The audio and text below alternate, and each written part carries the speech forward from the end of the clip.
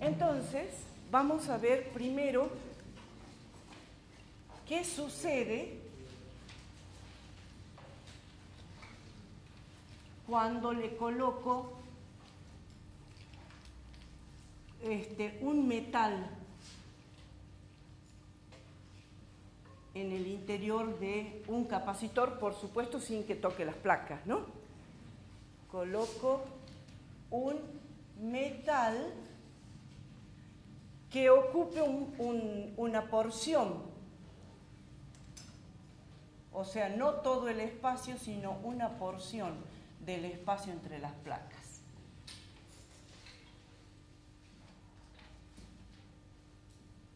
Bien, entonces dibujemos un capacitor. Lo vamos a dibujar grande para que se vea lo que quiero. Donde, recuerden que antes habíamos dicho que la separación entre las placas era D. Y supongamos que hemos puesto un metal en el interior. Si este capacitor está conectado a una diferencia de potencial entre los bornes, inmediatamente aparece un campo eléctrico que lo vamos a dibujar con rojo porque acá se establecen las cargas positivas y de este otro lado las cargas negativas. Por consiguiente, se establece un campo eléctrico en el interior, ¿sí? Si colocamos un metal de menor dimensión que las dimensiones del capacitor, de tal suerte que la distancia entre la chapa izquierda y el metal, ahora le llamemos A1, y la distancia entre el metal y la chapa derecha le llamamos A2, ¿qué es lo que sucede? Inmediatamente de poner un metal neutro, ¿qué pasa con el campo eléctrico? Las cargas negativas se van a venir hacia el lado derecho donde están las cargas positivas del capacitor. ¿Está bien? Entonces me atrae cargas negativas hacia este lado y por consiguiente repele las positivas para el lado derecho. ¿Se ve?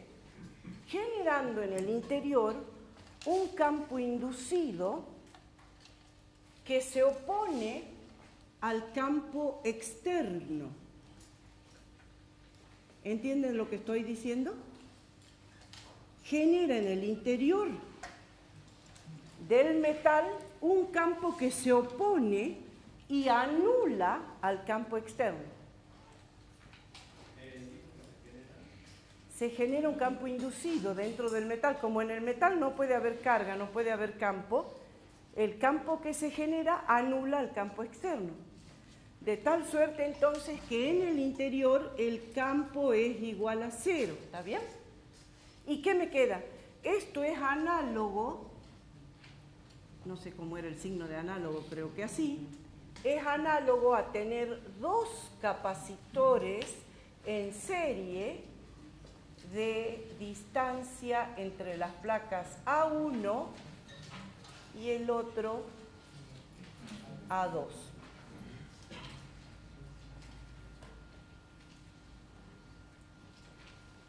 ¿Sí? Bien.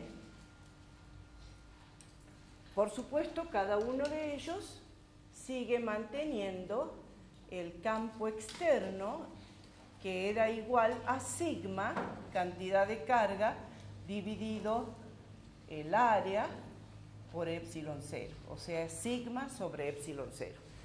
¿Sí? Siempre que acá haya un potencial. Si no hay potencial, no se carga. ¿Está bien? Bien, entonces calculemos ahora la capacitancia. Las áreas de las placas siguen siendo las mismas, porque lo único que hice es ponerle un metal en el interior, pero no toqué las áreas. Entonces, en el vacío, la capacitancia en el vacío era epsilon 0 por el área sobre la separación D. Pero ahora, con el metal en el medio, voy a tener que calcular una capacitancia equivalente de serie. Y esto entonces va a ser 1 sobre la capacitancia del capacitor 1, que sería epsilon 0 por el área sobre A1, más 1 sobre la capacitancia del capacitor 2, que sería epsilon 0 por el área sobre A2. Fíjense que este cálculo me daría como el producto de una fracción de fracción, A1 subiría hacia el numerador y abajo me quedaría epsilon 0 por el área, más lo mismo en la segunda fracción, A2, epsilon 0 por el área, y cuando sumemos las dos fracciones, fíjense, cuando sumo las dos fracciones, esta era la capacitancia equivalente, ¿sí? ¿Qué me va a quedar? Me va a quedar denominador común epsilon 0 por el área y en el numerador A1 más A2. Pero como la capacidad equivalente es la inversa de esta suma, entonces la capacidad equivalente total queda epsilon 0 por el área sobre A1 más A2. ¿Está bien?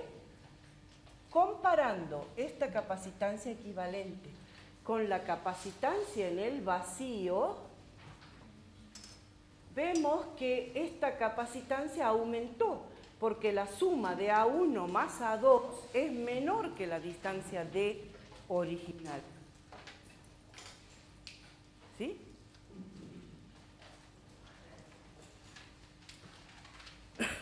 ¿Se entiende?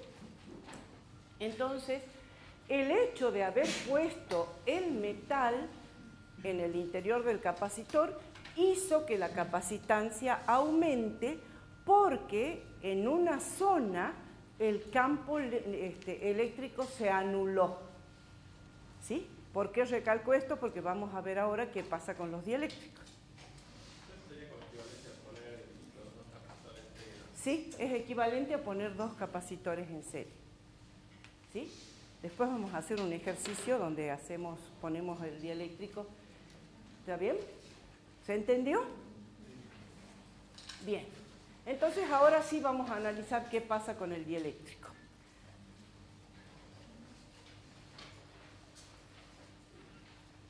Allá hay una silla. Bien, nada más que voy a esperar para borrar ahí para tener más espacio, ¿sí? ¿Me avisan cuando termina?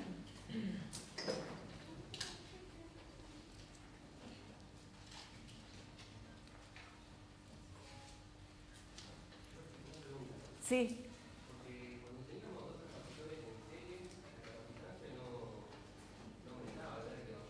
Sí, pero en este caso te estoy mostrando el mismo capacitor que en el vacío tenía una capacitancia de epsilon 0 por el área sobre la separación, ahora aumenta la capacitancia porque en suma la distancia descendió, se hizo más chiquita.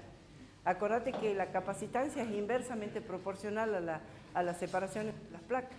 Entonces, al disminuir la separación, aumenta la capacitancia. ¿Bien? ¿Ya está? ¿Puedo? Claro, ahí les demostré. Pero un conductor que no toque las chapas, ¿sí? O sea, un metal que esté en el centro, que no toque las chapas. Si toca las chapas, se quema el capacitor, porque ponemos al mismo potencial la chapa positiva que la negativa y lo quemamos.